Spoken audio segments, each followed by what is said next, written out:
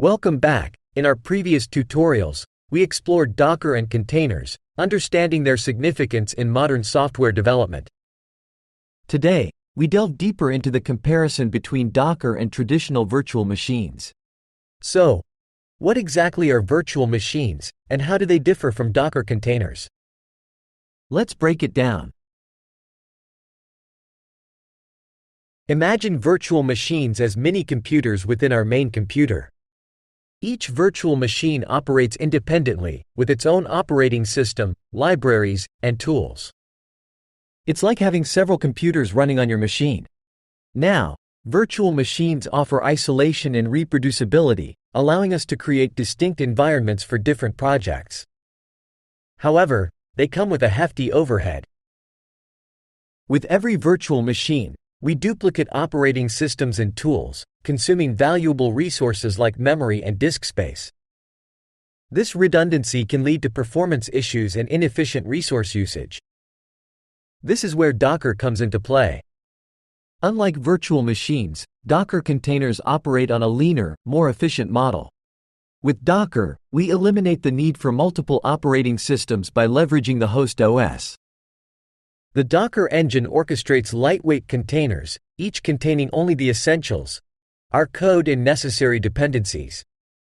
Containers boast minimal impact on system resources, blazing fast performance, and efficient disk usage. Plus, Docker simplifies sharing and distribution through container images and configuration files. The major difference between a container and a VM is that in VMs a hypervisor is used to virtualize physical hardware.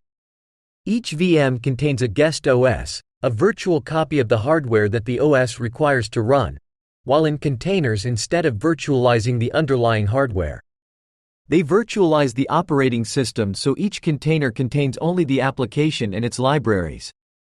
So, what exactly sets containers and VMs apart? Let's break it down. First up, we have operating system. In virtual machines, each VM comes with its own guest OS layered above the host OS, making them quite heavy. On the other hand, Docker containers share the host OS, and that is why they are lightweight. Next, let's talk security. Virtual machines offer strong isolation since they don't share the host kernel, thus making them more secure. However, Docker containers, while convenient, do introduce some security risks due to their shared kernel. Now, onto performance. Containers, being lightweight, consume fewer resources and generally offer better performance compared to VMs, which can be resource-intensive. Finally, we have portability. Containers shine here. They're easily portable because they don't carry separate operating systems. Conversely, VMs, with their distinct OS environments, pose challenges when it comes to portability. With all these points laid out, you might be wondering, which one is better? Well, it's not really a matter of one being superior to the other. Docker and VMs serve different purposes and cater to various needs in the industry. Docker is undoubtedly making waves, but it's not poised to replace VMs entirely. Each has its place depending on the requirements of your project or infrastructure. Remember, there's no one-size-fits-all solution in the world of technology. It's all about understanding your needs and choosing the right tool for the job. And that wraps up our discussion for today. If you found this video helpful, don't forget to give it a thumbs up and subscribe for more insightful content. Thanks for watching, and we'll see you in the next one.